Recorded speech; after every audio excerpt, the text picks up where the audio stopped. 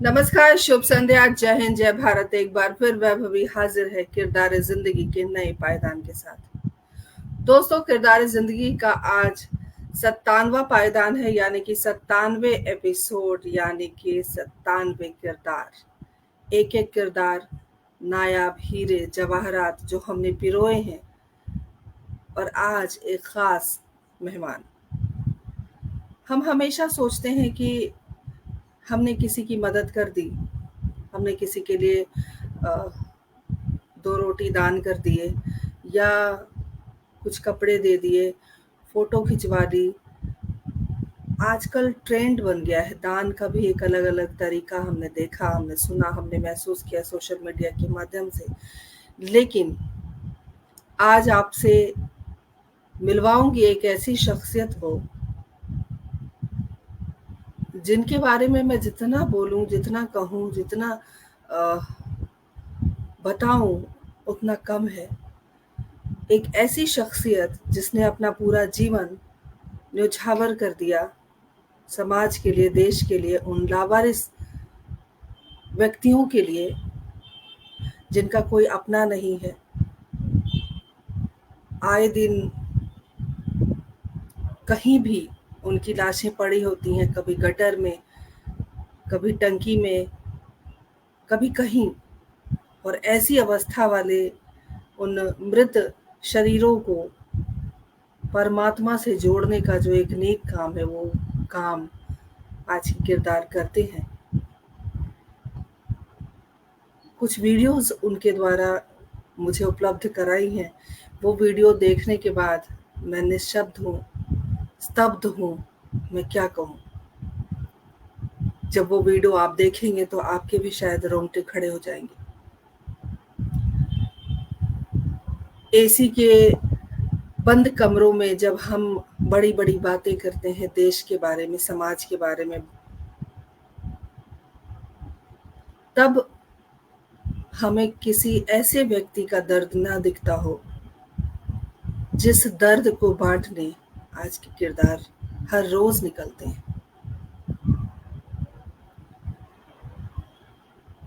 5-7 सालों से लगातार उनका जो ये योगदान है देश के लिए, समाज के लिए, वो अतुलनीय है। और इस कार्यक्रम के माध्यम से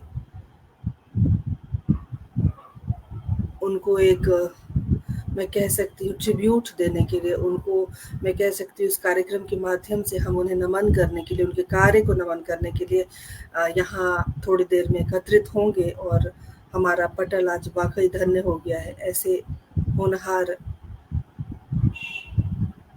देश के सपूत से आपको मिलवा रही हूँ। यकीन मानिए, अगला 1 घंटा आपके जीवन को और आपके मन को जरूर झकझोरेगा। आज मैं बात कर रही हूँ जयदीप जोशी जी की, जो कि इंदौर में रहते हैं। वो बच्चा जिसके माता पिता गुजर गए, वो बच्चा जो प्यार को तरस गया, वो बच्चा जो अपनेपन की कमी के कारण आज इतना बड़ा हो गया है, इतना बड़ा हो गया है कि उसने अपनी एक अलग दुनिया बना ली है। और दुनिया क्या है, क्या करते हैं जयदीप। और जयदीप जोशी को जेयू महाराज भी कहा जाता है। क्यों कहा जाता है, तमाम बातों को आज हम जानेंगे। और मुझे यकीन है कि आज आप दिल थाम कर बैठेंगे पूरे 1 घंटा। उनसे हम बातचीत करते हैं। हमारे इस पटल पर बहुत सारे समाज सेवी आए हैं, अलग अलग क्षेत्र में समाज की सेवा उन्होंने की है। लेकिन आज यकीन मानिए, जो समाज सेवी से मैं मिलवाने जा रही हूँ, वाकई आप सबका मन करेगा उन्हें नमन करने का। तो चलिए, बिना देरी के मैं जयदीप जोशी जी को सीधे सीधे अपने स्टूडियो में आमंत्रित करती हूँ। उनका अभिनंदन करते हैं, उनका स्वागत करते हैं और उनसे बातचीत करते हैं। बहुत बहुत स्वागत करती हूँ, अभिनंदन करती हूँ, और बहुत बहुत आभारी हैं हम सब कि आपने अपना समय हमारे लिए दिया। बहुत अभिनंदन। मैं भी आपको बहुत धन्यवाद करता हूँ दीदी कि आपने मुझे अपने इस कार्यक्रम में आमंत्रित किया है। हमारे साथ नितिन जुड़ गए हैं, अभिनंदन है आपका। संजय जी जुड़े हुए हैं, बहुत-बहुत अभिनंदन। रोशनी रहेजा हमारे साथ जुड़ गई हैं, बहुत-बहुत अभिनंदन। हमारे साथ कुक्की ओम प्रकाश जी जुड़ गए हैं, बूंदी राजस्थान से, बहुत-बहुत अभिनंदन, स्वागत। कुक्की जी भी हमारे किरदार-ए-ज़िंदगी का हिस्सा रह चुके हैं। पुनः अभिनंदन करती हूँ, स्वागत करती हूँ और आप सभी से एक ही गुज़ारिश करती हूँ, जुड़े रहिए, बने रहिए और अपने मित्रों को ज़रूर इस कार्यक्रम से जोड़िए, ताकि जो चीज़ हम यहाँ कहने आए हैं, जो हम दिखाने आए हैं, उसकी जो गूंज है वो दूर-दूर तक पहुँचे। बने रहिए, जुड़े रहिए हमारे साथ। जेयू जोशी, जी दीदी। जेयू महाराज, जेयू महाराज। तो ये सारी उपाधियां हैं आपके लिए। और महाराज किसी को कहना या तो कभी प्रेम से कहा जाता है, या कभी आपने उस लेवल का काम किया हो तब आपसे आपको ये उपाधि दी जाती है। खैर, इस बात पर जरूर हम पहुंचेंगे, लेकिन मैं चाहूंगी कि हमारे दर्शकों से आप अपने परिचय के दौरान अपने पारिवारिक पारिवारिक पृष्ठभूमि के बारे में बताएं, अपने परिवार के बारे में बताएं, माता पिता भाई बहन, पढ़ाई लिखाई, वो सब हमारे दर्शक आपके बारे में जानना चाहते हैं। दीदी नमस्ते, सभी दर्शकों को मेरा प्रणाम। मेरा नाम जयू जोशी है, मैं इंदौर मध्य प्रदेश का निवासी हूँ। वैसे मैं इंदौर से 200-250 किलोमीटर दूर एक आदिवासी अंचल है झाबुआ डिस्ट्रिक्ट, वहाँ का रहने वाला था। मेरे पिताजी वहाँ पर मध्य प्रदेश पुलिस में अपनी सेवाएं दे रहे थे। सब कुछ अच्छा चल रहा था। बहुत छोटा था उस समय, माताजी का निधन हो गया एक सड़क हादसे में। कुछ समय बाद पिताजी की मृत्यु हो गई। अ, मैं बहुत छोटा हुआ करता था उस समय। घर में दो बड़ी बड़ी मेरी बहनें थी, तो माता पिता ने उनका दायित्व निभा दिया था। दोनों बहनों की शादी हो गई थी और मैं शायद छठी सातवीं कक्षा में उस समय था। तो ये जो समाज सेवा करने का जो कार्य था, ये पिताजी को देख के ही मिला था, क्योंकि हमारी मध्य प्रदेश पुलिस का एक स्लोगन है, देशभक्ति जन सेवा। तो पापा अक्सर घर पे अपने किस्से सुनाया करते थे कि आज ड्यूटी पे ऐसे देखने को मिला, ऐसा देखा, ये करा, ऐसे एक्सीडेंट में उसकी मदद की, ऐसे किसी ने सुसाइड कर लिया था। तो ये जो है ना माहौल बचपन से घर में देखने को मिला। पुलिस वालों के साथ ज्यादा संपर्क में रहा, पुलिस परिवारों के साथ में। तो फिर माता पिता की मृत्यु होने के बाद मैं झाबुआ को त्याग कर इंदौर आया, क्योंकि इंदौर हमारे मध्य प्रदेश का एजुकेशनल हब के रूप में उस समय उभर रहा था। और यहाँ पे काम काजों की भी कमी नहीं थी कि आप अपना आके यहाँ पे अपना रोजगार भी कर सकते हो, अपनी पढ़ाई भी कर सकते हो। उसी उद्देश्य को लेकर मैं झाबुआ छोड़ इंदौर पे आके रहने लगा। और मतलब हो गए करीब 12-13 साल मुझे यहाँ पे इंदौर में अभी।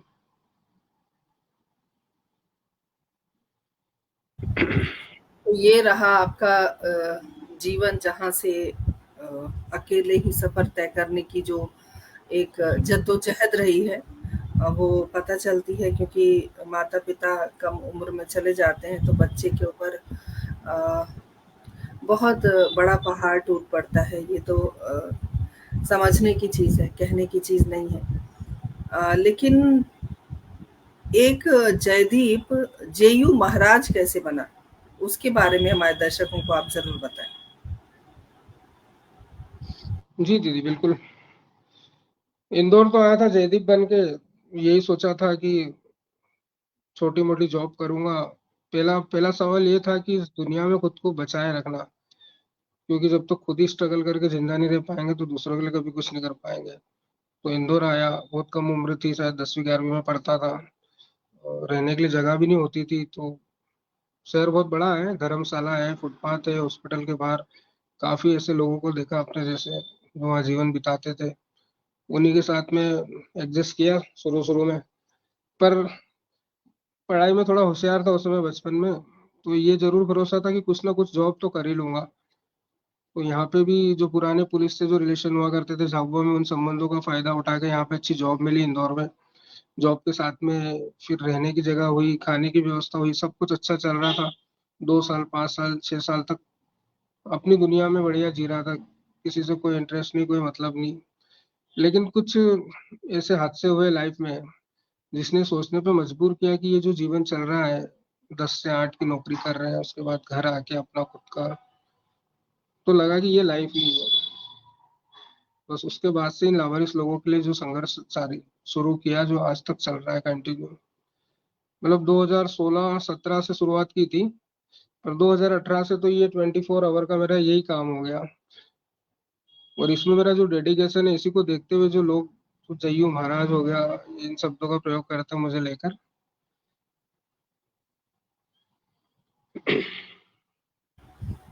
तो ऐसे जयदीप जय्यू महाराज बन के उभरे और इंदौर की पूरी जनता आपको इसी नाम से प्यार करती है, इसी नाम से जानती है और जानना भी चाहिए। हमारे साथ डॉक्टर पुष्पलता तनेजा जी जुड़ गई हैं, बहुत बहुत अभिनंदन, स्वागत करती हूँ। और आप सभी से एक ही गुजारिश है, चाहे आप रोशनी हैं, कुकी महाराज जी, ओम प्रकाश जी हैं, नितिन जी हैं, पुष्पलता जी हैं, एक ही गुजारिश करती हूँ, कार्यक्रम को आप सब शेयर करें। धीरे धीरे लोग जुड़ना शुरू होंगे प्रोग्राम में और जो एक गूंज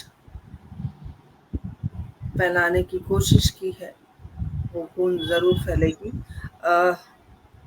जयदीप, कुछ वीडियोज़ हमारे पास हैं, वो दर्शकों को मैं थोड़े और दर्शक हमारे साथ जुड़ जाएँ, तो मैं उस जी। वीडियो को प्ले करूँगी, किस तरीके का आपका काम होता है, क्या कुछ आप करते हैं। लेकिन एक बात होती है कि जो भी आप कर रहे हैं, वो अकेले करना थोड़ा-सा मुश्किल होता है। आपको एक संगठन की ज़रूरत होती है, आपको टीम की ज़रूरत होती है। तो टीम, और वो भी डेडिकेशन वाली टीम। वो नहीं कि मेरे को फ़ोटो खिंचवानी है या आजकल जो चीज़ें ट्रेंड में है कि 2-4 काम कर लिए, फ़ोटो खिंचवा ली और सोशल मीडिया पे चिपका दिया। तो तमाम दर्शकों को मैं बताना चाहती हूँ कि जेयू महाराज के नाम से फेसबुक आईडी है, आप वहाँ जाकर चेक कर सकते हैं कि इनके कितने व्यापक रूप में इनके कार्य होते हैं, जो वीडियोस में छोटे-छोटे थोड़ी देर के बाद आपको दिखाऊँगी। तो सशक्त टीम की ज़रूरत होती है, समूह की ज़रूरत होती है। तो वो सब धीरे-धीरे कैसे आपके पास कनेक्ट हुए और कैसे इतने बड़े पैमाने पर आप काम कर पा रहे हैं?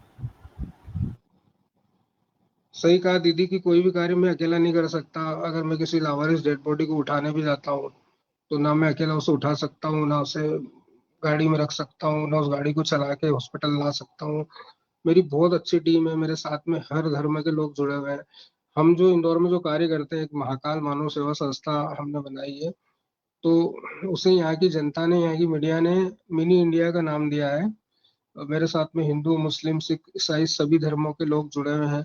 टीम जो मैं कार्य कर रहा था उसको देख के उसमें जुड़े हुए, मतलब जो इंटरेस्ट लेते थे, हॉस्पिटल के स्टाफ हुए या जो दूसरे समाज सेवी जो करना चाह रहे थे, जिनको ये प्लेटफॉर्म नहीं मिल पा रहा था कि ये लावारिस लोगों की सेवा कैसे की जाए, मानसिक रोगियों को रेस्क्यू कैसे किया जाए, गरीबों को दवाइयाँ कैसे दिलवाई जाए, जिनाइन मतलब सोर्सेस कहाँ पे अपने यूज किए जाए। क्योंकि कई बार उनके साथ ऐसा हुआ कि उन्हें पता ही नहीं कि रियल हेल्प किसकी करनी है और वो गलत लोगों की हेल्प किए जा रहे थे।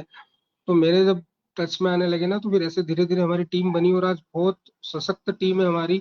और उसका सबसे बेस्ट पार्ट ये है कि सबसे अच्छी हमारी बहनें, हमारी नारी शक्ति, मैंने इतनी, मतलब अपने बहनों को इतना स्ट्रॉन्ग कर दिया है कि कई बार तो अब हमें स्पॉट पे जाने की जरूरत ही नहीं होती है। हमारी अनुपस्थिति में हमारी बहनें ही कंधा दे देती है, बेटा बन के क्रियाकर्म कर लेती है, उनका पिंडदान कर देती है, तर्पण कर देती है। महिलाओं को मैंने अपने यहाँ पे इंदौर की जो मेरी बहनें हैं, इन्हें मैंने शमशान से जोड़ा है, शिव से जोड़ा है। और ये जो मिथक है ना कि महिलाएं ये नहीं कर सकती, वो नहीं कर सकती, आज मेरी सारी बहनें, मुझे तो लगता है, मतलब वो जो दंगल मूवी का डायलॉग था ना कि हमारा छोरा छोरी क्या छोरे से कम है, तो ये हमारे यहाँ पे यही चलता है बिल्कुल। बहुत बढ़िया, छोरे से बिल्कुल कम नहीं है और वो चीज़ें आपने उनको सिखाई हैं और बड़ा मुश्किल होता है जब आपके पास फ़ोन आता होगा कि यहाँ पर कुछ ऐसी लाशें मिली हैं, जो कई बार राकेश द्विवेदी जी, बहुत-बहुत अभिनंदन, स्वागत करती हूँ आपका। जब कभी आपको ये लगता होगा कि उठाने में भी कभी मुश्किल होती है क्योंकि बहुत समय पुरानी होती है वो तो अंत्येष्टि करने से लेकर, उठाने से लेकर अंत्येष्टि तक का जो सफ़र होता है, वो बड़ा भयावह होता है, बड़ा मुश्किल होता है। एक वीडियो मैं अपने तमाम दर्शकों को दिखाना चाहती हूँ, उसके बाद हम इस विषय पर और बृहत बात करेंगे। तब सभी जो हमारे साथ जुड़े हुए हैं, हमारे दोस्त, हमारे शुभचिंतक और हमसे प्यार करने वाले और इस कार्यक्रम को पसंद करने वाले, वो थोड़ा-सा इस वीडियो को ज़रूर देखें।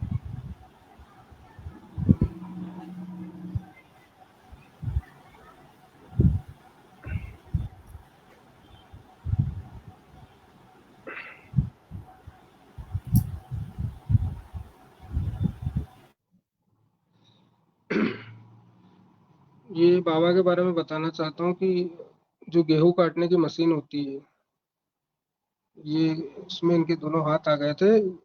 इनका भी दुनिया में कोई नहीं है, अकेले खेतों पे मजदूरी किया करते थे। तो हम इन्हें इंदौर से करीब 100 किलोमीटर दूर एक गाँव से वहाँ हमें जानकारी मिली कि इनके हाथ कटे हुए हैं, उसमें कीड़े लग रहे हैं हाथों में। तो हम इन्हें अपने साथ लेके आज ये भी बहुत बढ़िया है। पर यही है कि इनके दोनों हाथ, एक तो पूरा ही गया हुआ है और दूसरा अभी थोड़ा ठीक हो रहा है।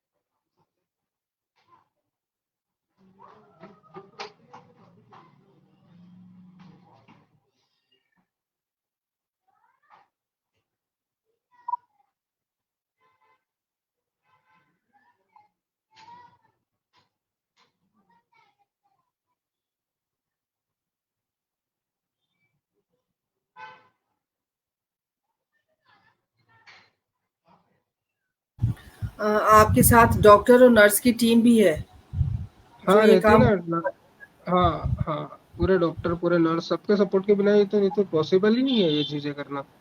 शुरू में अकेला ही चला था और धीरे धीरे सब भगवान ने ऐसे सोर्स दिए। अब डॉक्टर, साइकेट्रिक, सर्जरी वाले, मेडिसिन, ऑर्थो और नर्सिंग स्टाफ तो बहुत है बहुत। पूरा गवर्नमेंट हॉस्पिटल का नर्सिंग स्टाफ साथ है।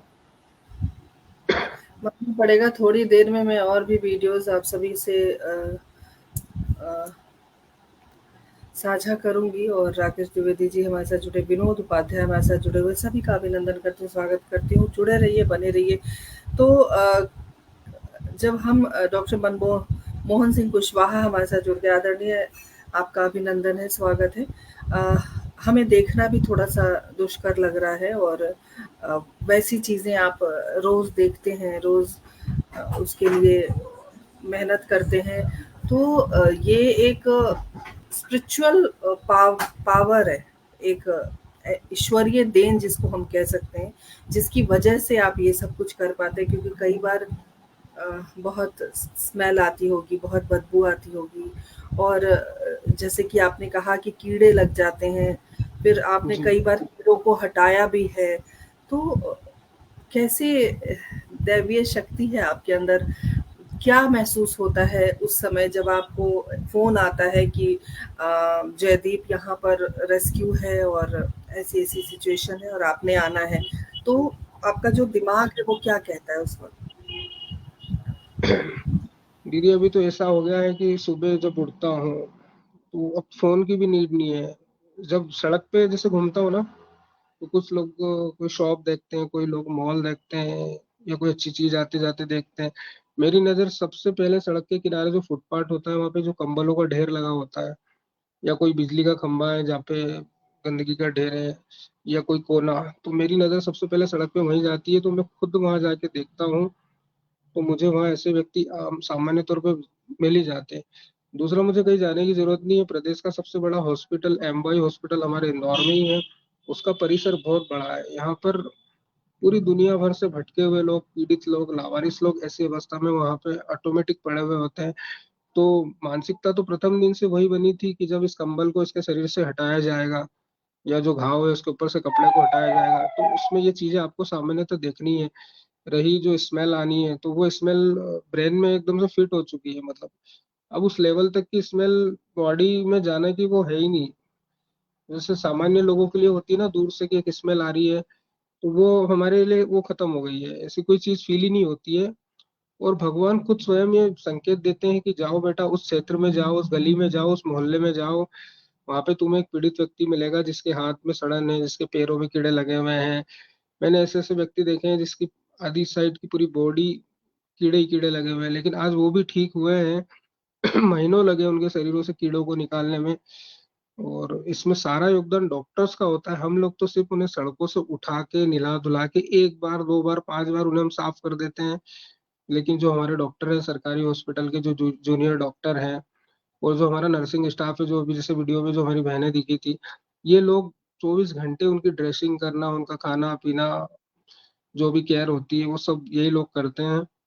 हम सिर्फ एक माध्यम है उन्हें सड़कों से हॉस्पिटल तक लाने का, बाहर की मेडिसिन उन्हें प्रोवाइड कराने का, और जब वो ठीक हो जाते हैं तो उनकी फैमिली तक उन्हें पहुंचाने का, ये माध्यम भगवान ने हमें बनाया है। तो इसके लिए हम ऊपर वाले का बहुत शुक्रिया करते हैं कि हमसे ऐसी छोटी छोटी चीजें करवाते हैं, जब एक व्यक्ति का जीवन बच जाता है। और ये पूरा टीम वर्क के कारण ही संभव हो सकता है। इसमें किसी एक व्यक्ति कुछ कुछ भी नहीं कर सकता। मैं अकेला जयू जोशी या मेरी टीम का कोई एक व्यक्ति अगर ये नहीं कह सकता कि ये कार्य सारा मैंने किया है।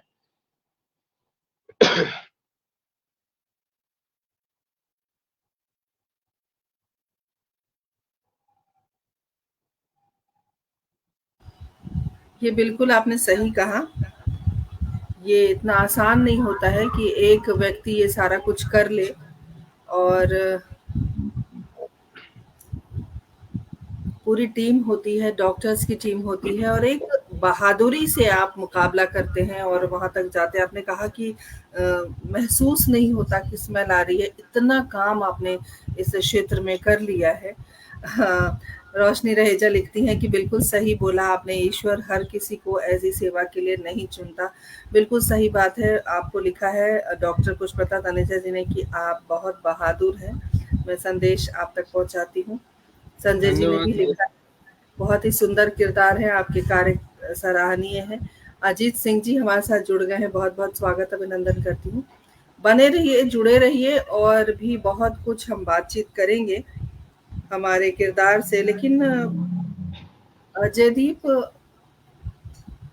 मैंने सुना है कि आपके कार्यों को देखकर एक वेब सीरीज बनी है, मूवी बनी है, मूवी।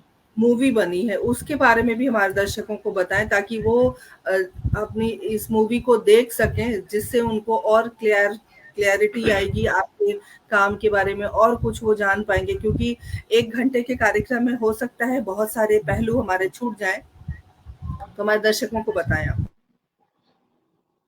अपने बॉलीवुड में अभी एक मूवी लॉन्च हुई है, G5 ऐप है उस पे, लावास्ते।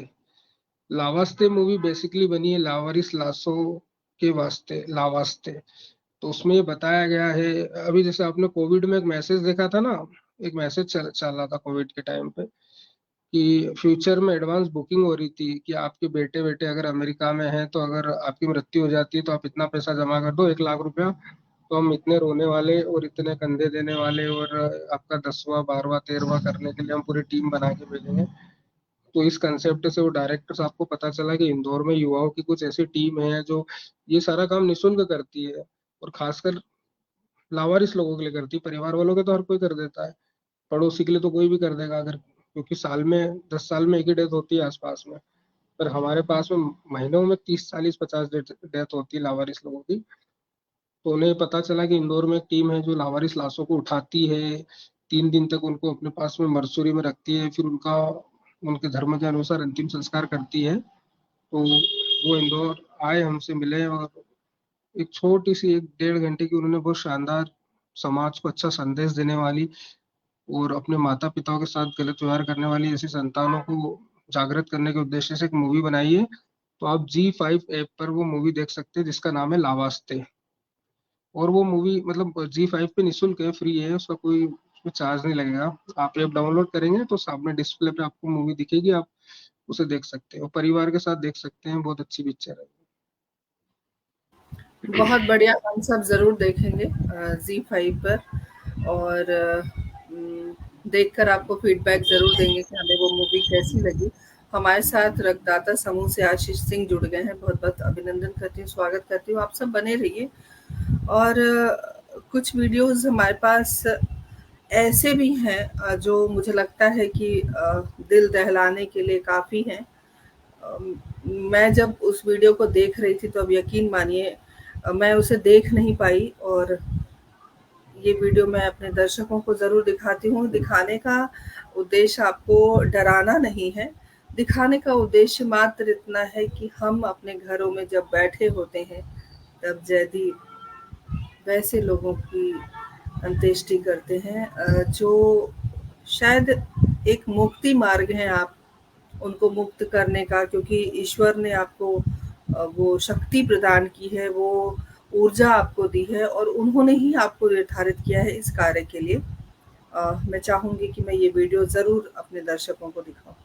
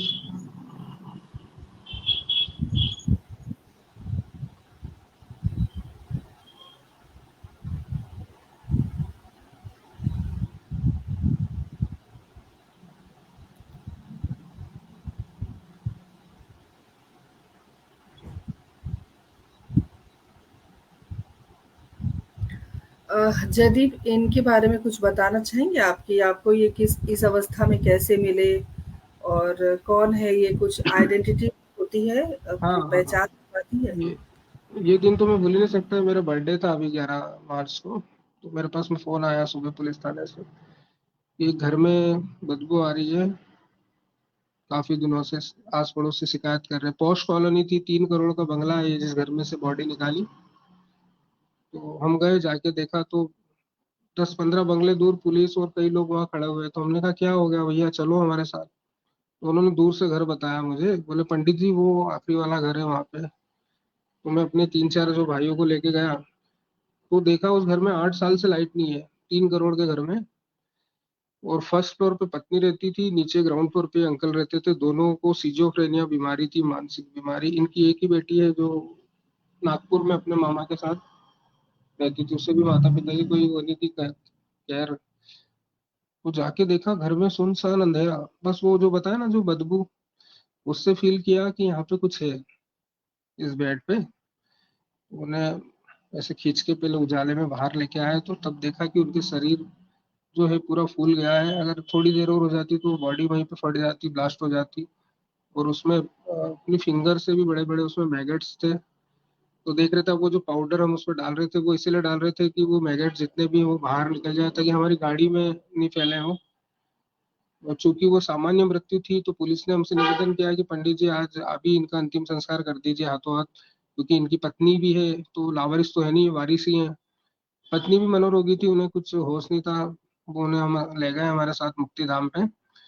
और जैसे ही उनका अंतिम संस्कार किया, तो उनकी बॉडी में इतना लिक्विड था कि मतलब जैसे दाह अग्नि दी, उसके 1-2-5 सेकंड बाद वो बॉडी वहां पे पूरी फट गई, ब्लास्ट हो गई। तो मतलब हमारे जो जन्मदिन होते हैं वो भी इसी तरह मनते हैं। हमारे जो सामान्य जो दिन होते हैं वो भी, हर दिन की शुरुआत और रात एक ऐसी लावारिस लाश या किसी मानसिक रोगी या किसी घर से त्यागे गए पीड़ित व्यक्ति के इलाज को लेके ही हमारा पूरा दिन निकलता है। तो ये इन अंकल की पूरी कहानी थी जो अभी आपने वीडियो में दिखाई। वाक़ई हैट्स ऑफ है आपको। और आशीष ने लिखा है कि आप इंदौर के सोनू सूद हैं। एक हम्म। उन्होंने टिप्पणी की है। और डॉक्टर पुष्पलता तनेजा जी ने लिखा है, गर्व है आप पर, हम सब सबके बस का काम नहीं है। ये वाक़ई मुझे लगता है कि ये बहुत दूर तक ये वीडियो जानी चाहिए, क्योंकि जो कार्य आप निस्वार्थ भाव से कर रहे हैं, उसके बारे में लोगों को ज़रूर पता होना चाहिए। और हमारी एक कोशिश रही है किरदार ज़िंदगी के माध्यम से, ऐसे-ऐसे किरदारों को हम लेकर आते हैं, जिन्हें अ, हमारे कार्यक्रम के माध्यम से कोशिश है कि उन्हें हम्म। जन-जन तक पहुँचाया जाए। अ, जयदीप, इतना संजीदा काम करते हो आप, इतनी मेहनत वाला काम है ये, और ईश्वरीय देन है मैं ये कहूँगी, क्योंकि हर व्यक्ति ये नहीं कर सकता जो आप करते हो। तो इनकम ऑफ सोर्स क्या है इस काम के लिए?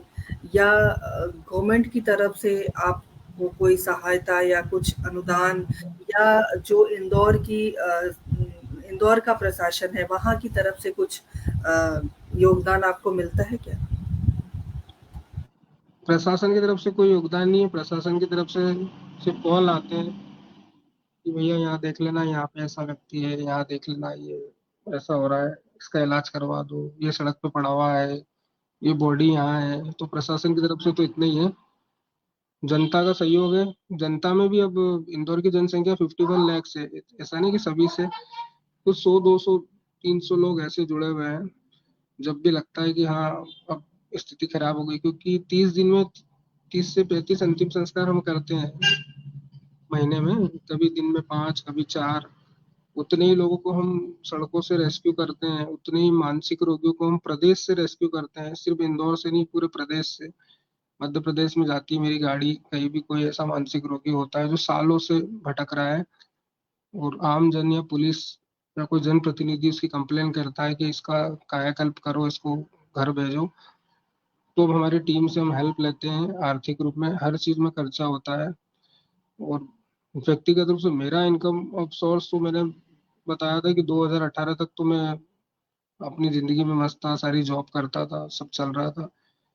लेकिन अभी मेरा पर्सनल इनकम सोर्स ये है कि मैं पार्ट टाइम में, मतलब मुझे जब समय मिलता है रात्रिकालीन, तो मैं, मेरे पास में गाड़ियां हैं कुछ एम्बुलेंस, तो उसका संचालन करके मैं अपना जो भी है खर्चा मेंटेन करता हूँ। और उसी से हमारे ये जो सामाजिक कार्य है, इसको उससे भी बहुत सपोर्ट मिलता है इन चीजों की वजह से।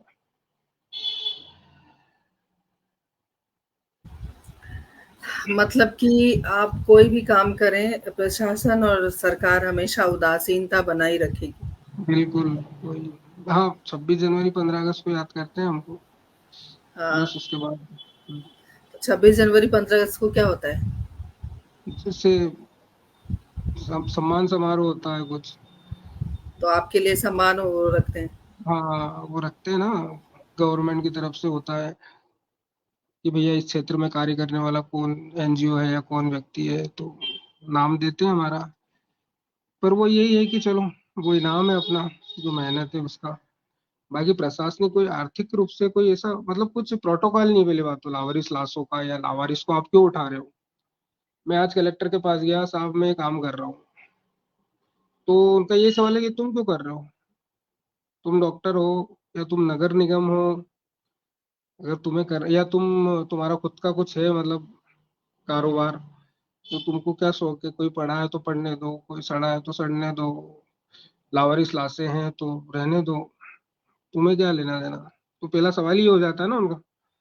तो गवर्नमेंट का ऐसा कोई प्रोटोकॉल नहीं है कि आप किसी भिक्षुक को या जो तड़प रहा है उसको उठा के लाओगे तो गवर्नमेंट उसका इलाज करेगी, क्योंकि उसको तो आयुष्मान भारत का भी लाभ नहीं मिलना है, क्योंकि उसके पास तो आधार कार्ड भी नहीं है, उसके पास तो कोई उसकी आइडेंटिटी नहीं हो, तो अपने नाम ही नहीं बता पाता है। एक मानसिक रोगी को मैं लेके आता हूँ, ये आपका नाम क्या है, तो वो तो उस स्थिति में नहीं कि अपना नाम बता दे। तो इसमें उनका उनका मदद इतना ही होता है कि अगर जहाँ लगता है ना कि हमारे डॉक्टर हमसे कॉपरेट नहीं कर रहे हैं, हॉस्पिटल ज्यादा फीस मांग रहा है, या अनावश्यक रूप से परेशान कर रहा है, तो हम कलेक्टर साहब को कॉल कर सकते हैं कि सर मैं ये बोल रहा हूँ, ये ऐसा ऐसा हमारा काम रुक रहा है, तो वो इतनी हेल्प करते हैं कि वहां से फोन लगा देते हैं संबंधित डिपार्टमेंट को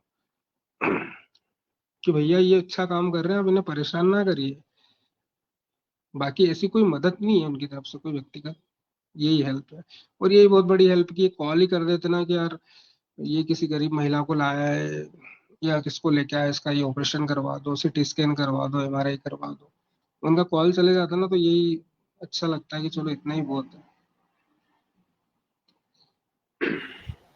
चलिए, वो दिन दूर नहीं है जब जय्यू महाराज के काम को दुनिया सलाम करेगी, दुनिया सराहेगी और दुनिया तक बात पहुँचाने की ज़िम्मेदारी हमने उठाई है। हमारी पूरी कोशिश है कि दुनिया देश तक आपकी बात ज़रूर पहुँचे। तो बचपन की बात अगर मैं करूँ तो शुरू में तो ऐसा जब मम्मी-पापा थे तब तो ऐसा कभी नहीं सोचा होगा आपने कि मैं इस तरह का कोई काम करूँगा। तो जयदीप बचपन में कैसे थे? मैं जैसे बचपन अभी में हाँ, हाँ। बचपन में नॉटी पढ़ने में थे। बहुत अच्छा था मैं। बहुत नोटी था, नोटी तो मैं अभी भी हूँ। मतलब जो मेरे जो रियल मुझे जानते हैं वही, उनको मालूम है कि मैं कौन हूँ, और दुनिया की नज़र में लोगों को ऐसा लगता है कितना सीरियस है यार ये 31-32 साल का लड़का, ये कैसे काम करता है मुझे कई लोग बोलते हैं मालूम है भैया आप शमशान में रहते हो क्या? कई लोग ये बोलते हैं आप हॉस्पिटल में जॉब है आपकी।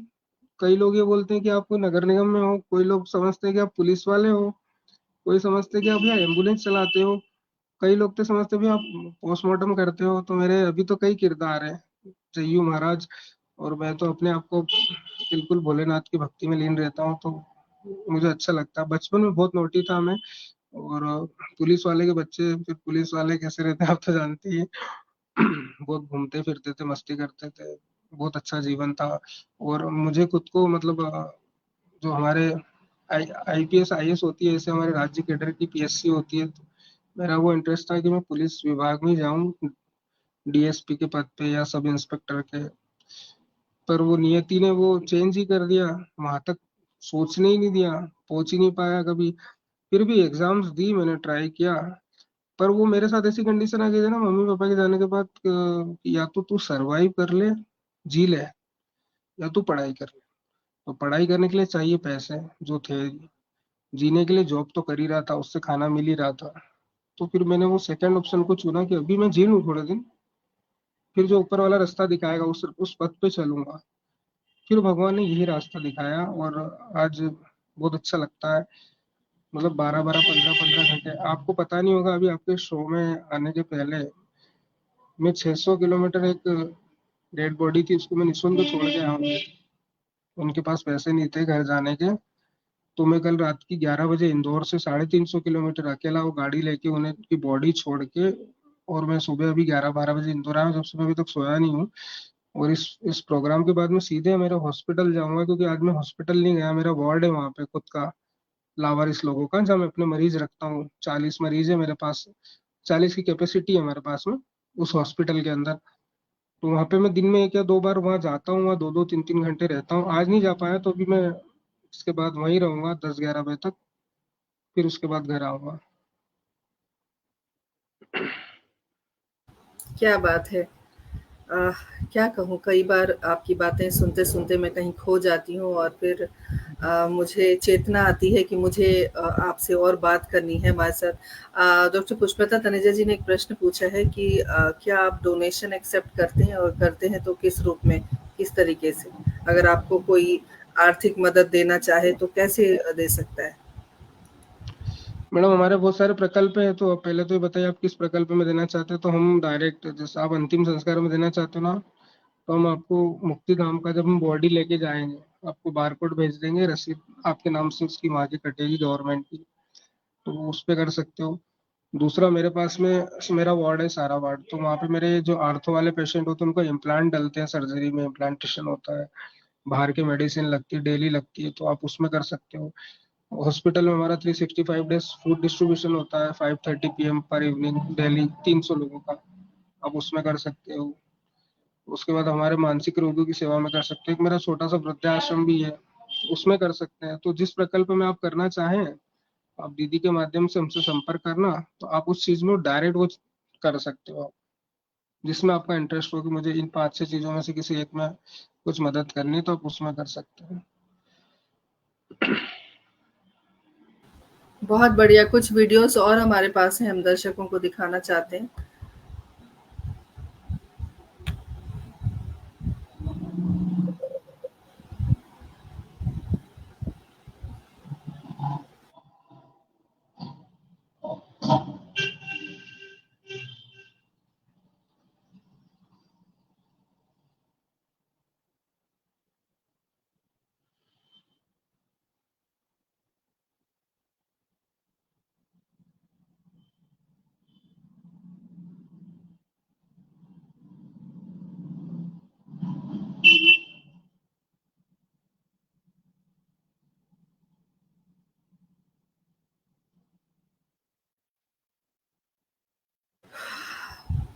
वीडियो देखना और दिखाना ये बहुत मेरे लिए क्या कहूँ, लेकिन मुझे भी ये ज़रूरी जो है। वीडियो जी, में जो चारों पांचों जो व्यक्ति आए थे, ये बताने में दुख है कि अभी इनमें से कोई भी जीवित नहीं है मेरे पास में। ये जितने, जिसको उठाया, जिसको हाथ से खाना जो खिलाया, जिसके बैक में वो बेड शोर हो रहा है इतना बड़ा, और जिसके पैर की जो चढ़ा हुआ है, ये कोई भी व्यक्ति जीवित नहीं है अभी। चारों अच्छा, पांचों की उनकी डेथ हो गई है। हाँ। ये मेरे वार्ड में ही रख दो मैं। भगवान है कहाँ रे तू, है खुदा है कहाँ रे तू, है सुना तू भटके मन को राह दिखाता है, मैं भी खोया हूँ मुझे घर बुलाता है, भगवान है कहाँ रे तू, है खुदा है कहाँ रे तू।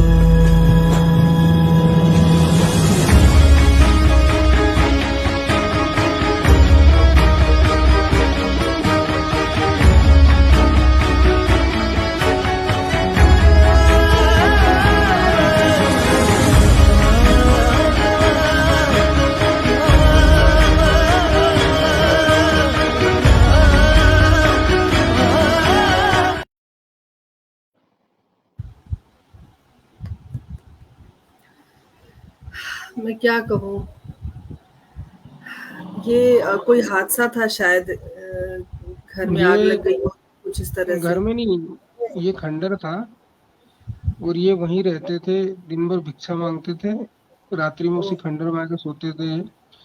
तो ठंड थी तो इन्होंने अलाव जलाया था, और ये पैरों से विकलांग थे, तो ये किसी से मदद भी नहीं मांग सके। अंतिम समय में वहीं तापते हुए, अग्नि को सेकते हुए उनके बिस्तर में आग लगी, और उनकी वहीं प्राण निकल गए।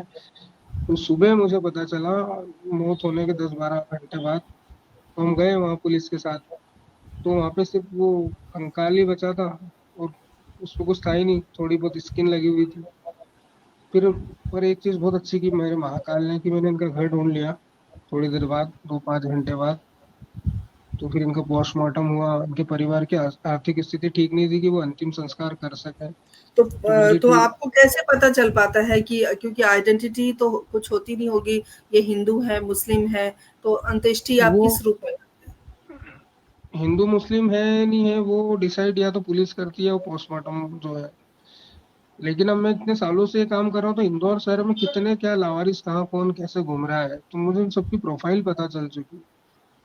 तो आधे केसेस में तो मैं खुद ही बता देता हूँ, उसका नाम महेश है, ये मुकेश है, ये सुरेश है, ये इसका घर तो वहाँ पे है, इसकी वाइफ तो वहाँ पे भीख मांगती है, इसका बेटा तो वहाँ पे साइकिल की दुकान चलाता है।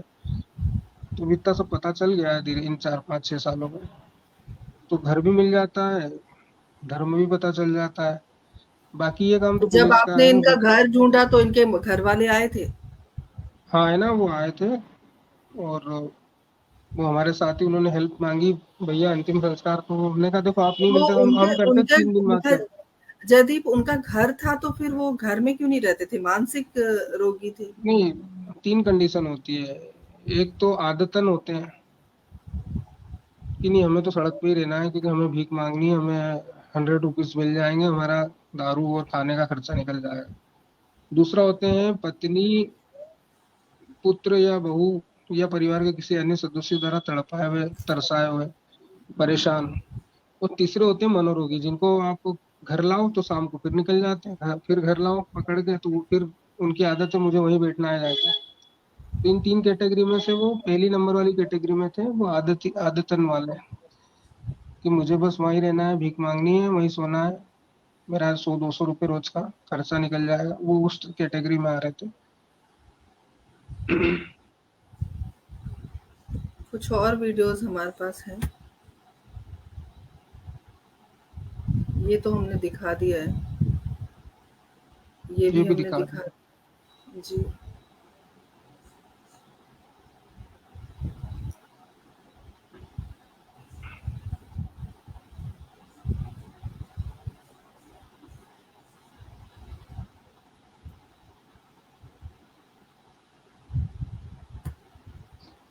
बहुत बड़ा काम है और बहुत बड़ा दिल है आपका जो इतना कुछ आप कर पा रहे हैं। और तमाम दर्शकों को जैसे कि उन्होंने कहा है कि आपसे कैसे संपर्क करें, तो मैं बताती हूँ कि कैसे आपसे संपर्क करना है।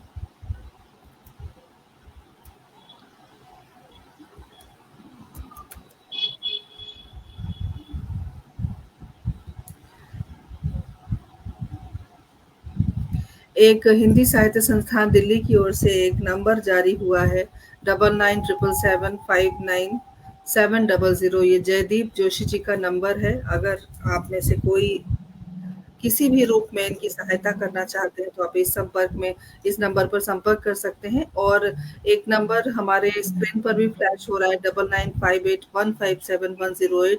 इस नंबर पर भी आप हमसे संपर्क कर सकते हैं। तो जयदीप, इतना कुछ आपने किया और ऐसा लगता है जैसे वक्त ठहर गया है। मैं फ्रीज्ड हो गई हूँ, मुझे समझ में नहीं आता कि मैं आपसे क्या पूछूं और क्या हम इस बात को आगे बढ़ाएं, क्योंकि कई बार चीज़ें ऐसी हो जाती हैं सामने से, जो चीज़ें हम देख पा रहे हैं वो बहुत दिल को दहलाने वाली चीज़ें हैं। लेकिन आपने अपने प्रोफाइल में किसी नाम का ज़िक्र किया है। मैं चाहती हूँ इस पटल के माध्यम से उस नाम के बारे में भी आप थोड़ी-सी बात ज़रूर करें। कौन था वो, जिसके प्यार में पड़े थे, लेकिन आगे की कहानी आप ही बताएँ हमारे दर्शकों को। अभी वो एक घटना सुनी होगी ना, थोड़े दिन पहले बहुत चर्चित हुई थी, एसडीएम की प्रेम कहानी। एक पियून रहता है चपड़ासी, जो उसकी पत्नी को पढ़ा लिखा के एसडीएम बनाता है। वो जो बहुत पैसे वाली हो जाती तो उसको घृणा होने लग जाती कि ये चपड़ासी है। तो वो एक फॉरेस्ट कोई ऑफिसर, शायद पुलिस के कोई ऑफिसर रहते हैं, वो उनके साथ अफेयर कर लेती है और उस व्यक्ति को पता ही नहीं चलता। जिस व्यक्ति ने दिन रात मेहनत की, पढ़ाया लिखाया, सपने देखे। ये कहानी मेरे साथ बहुत पहले ही हो चुकी थी और मैं शर्माता नहीं उस बात को बोलने के लिए। मैं तो उस इंसान का इतना धन्यवाद देता हूँ। वो सूरदास था मैं बिल्कुल, प्रेम में, मोह में, कोई दुनिया से मतलब नहीं, बस मेरे लिए और उस लड़की के लिए जीना। लेकिन उसने जो मुझे लेसन दिया, दुनिया का सबक सिखाया है, और इतना अच्छा लगता है ना कि मैं तेरे कारण यार, मैं मेरे को 2 लोग 4 लोग भी नहीं जानते थे, 10 लोग भी नहीं जानते थे कौन जयदीप है क्या है। लेकिन आज मैं कितने लोगों का बेटा बन चुका हूँ, कितने लोगों का अंतिम संस्कार कर चुका हूँ। बहुत अच्छा लगता है। तो ऊपर वाले ने आपके जीवन से किसी को दूर ऐसे ही नहीं किया, उसको कुछ आपको बनाना था।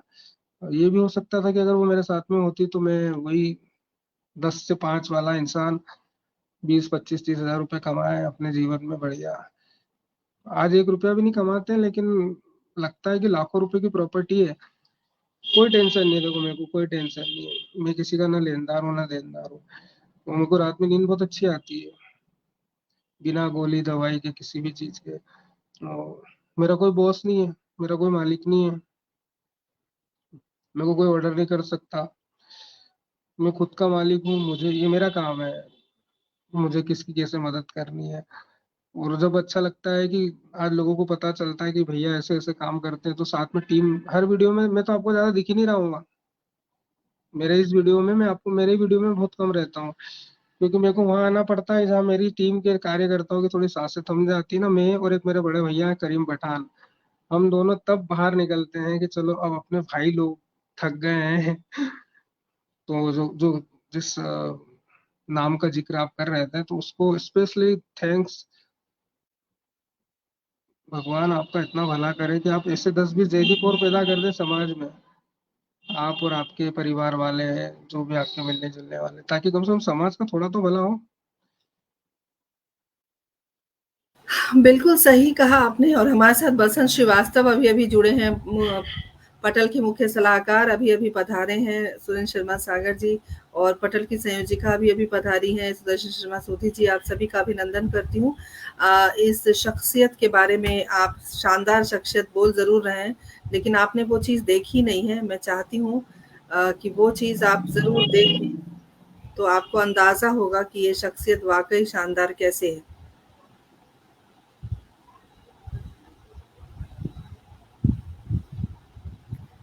कुछ वीडियो मैं दोबारा से दिखाती हूँ ताकि जो अभी-अभी जुड़े हैं वो समझ पाएँ कि हम किनसे मिले हैं और किनसे इतनी बातचीत हमारी हुई है। भगवान है कहाँ रे तू, है खुदा है कहाँ रे तू, है सुना तू भटके मन को राह दिखाता है, मैं भी खोया हूँ मुझे घर बुलाता है। भगवान है कहाँ रे तू, है खुदा है कहाँ रे तू।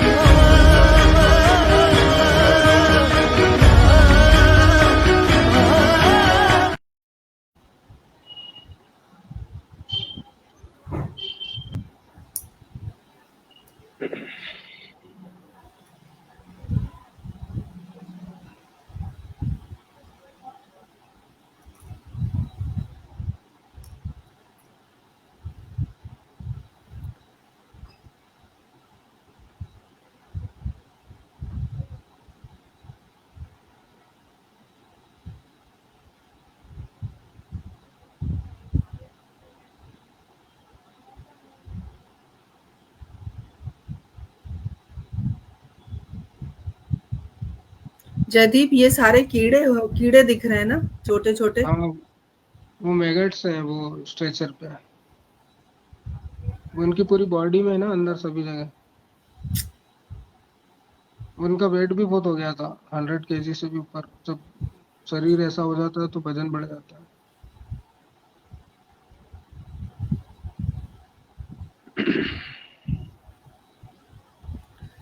तो देखा आपने, हम जिस जयदीप से मिलने आए हैं आज, और जयदीप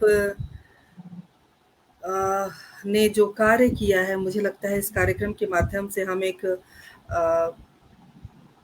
सिर्फ आपके कार्य की सराहना न करते हुए एक प्रेरणा वाली बात है, और आप जो करते हैं ये शायद बहुत कम लोग होंगे इस पृथ्वी पर जो इस तरह का कार्य करते होंगे। और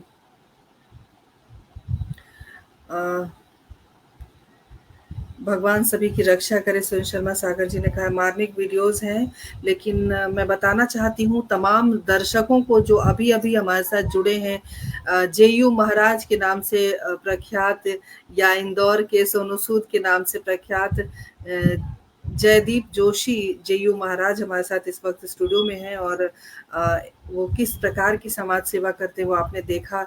रेस्क्यू ऑपरेशन करते हैं, रेस्क्यू करते हैं उन तमाम लावारिस लाशों को, और उनकी अंत्येष्टि करते हैं। उनकी पूरी टीम इस काम के लिए लगी हुई है, और इस पटल के माध्यम से हम आपको नमन करते हैं, प्रणाम करते हैं, और ईश्वर से प्रार्थना करते हैं कि आप उसी ऊर्जा से आप काम करें और ऊर्जा आपकी दोगुनी चारगुनी हो जाए। और तमाम दर्शकों से एक ही गुजारिश करती हूँ, इस वीडियो को आप ज़्यादा से ज़्यादा इस कार्यक्रम को शेयर कीजिए, क्योंकि हमारा जो उद्देश्य है किरदार को घर-घर तक पहुँचाने का, उस उद्देश्य की पूर्ति तभी हो पाएगी जब आपका साथ और आपका सहयोग मिलेगा। आप इस वीडियो को ज़्यादा से ज़्यादा लोगों तक पहुँचाएँगे, तो हमारा जो एक उद्देश्य है कि हम उन तमाम लोगों को जो ज़मीन से जुड़े हुए हैं, जो समाज और देश की सेवा करते हैं, उनके बारे में जन-जन तक ये बात पहुँचाई जाए, उस उद्देश्य की पूर्ति होगी।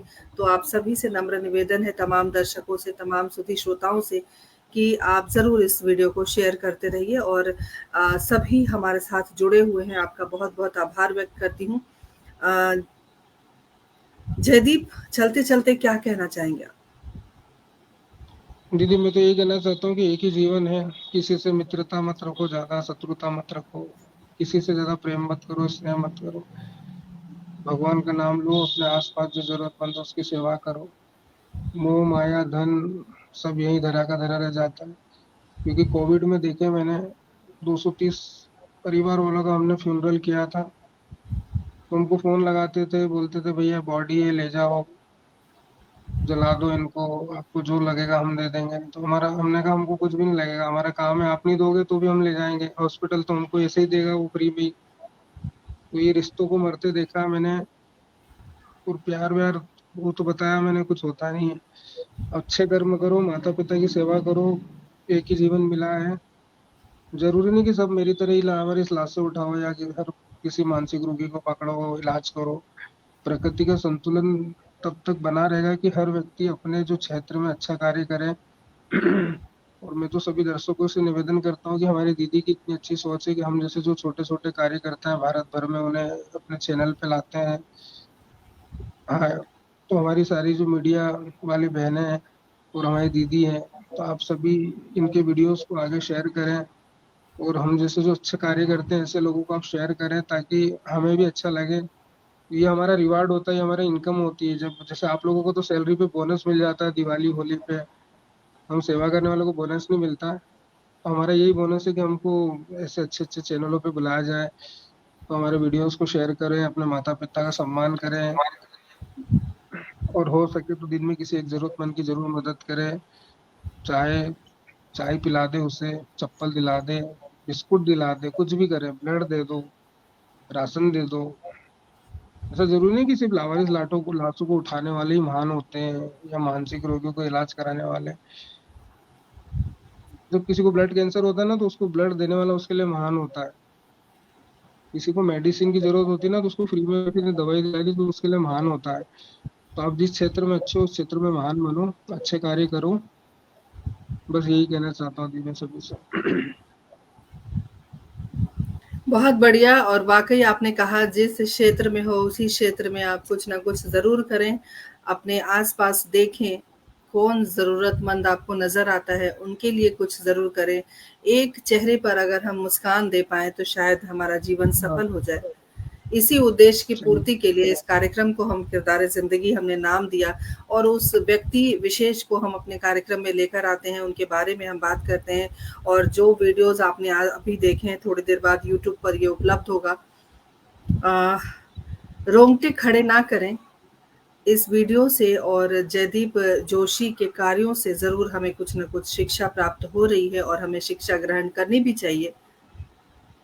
जैसे कि इन्होंने कहा एक ही ज़िंदगी है, एक ही जीवन मिला है, तो चलिए कुछ न कुछ अच्छा करते हैं। किसी एक चेहरे पे स्माइल लाते हैं, किसी एक चेहरे पे मुस्कान लाते हैं, कुछ तो ऐसा करते हैं। इसी संकल्प के साथ जयदीप जोशी जी आपका बहुत-बहुत आभार, और थैंक यू। इस पूरे पटल की ओर से, पूरी टीम की ओर से, तमाम दर्शकों की ओर से, भारत माता की ओर से आपको बहुत सारी शुभकामनाएँ, बहुत सारा आशीर्वाद धन्यवाद। ईश्वर आपको बहुत बहुत प्रदान करे धन्यवाद। कि इतना नेक काम आप कर रहे हैं, और इसकी कीर्ति और ख्याति दूर-दूर तक पहुँचे। और मेरी हार्दिक इच्छा है कि आपको भारत सरकार की ओर से न सिर्फ सम्मानित किया जाए, बल्कि आर्थिक मदद भी दी जाए, जिससे आप और अच्छी तरीके से लोगों की सेवा कर पाएँ, लोगों की मदद कर पाएँ। आपका बहुत-बहुत आभार हमसे जुड़ने के लिए, हमारे साथ अपनी बातें शेयर करने के लिए। थैंक यू सो मच दीदी। बहुत आभार तमाम दर्शकों का, श्रोताओं का। अगली बार नए किरदार के साथ फिर रूबरू होंगी, तब तक के लिए आज्ञा दीजिए। नमस्कार, शुभ रात्रि, जय हिंद, जय भारत।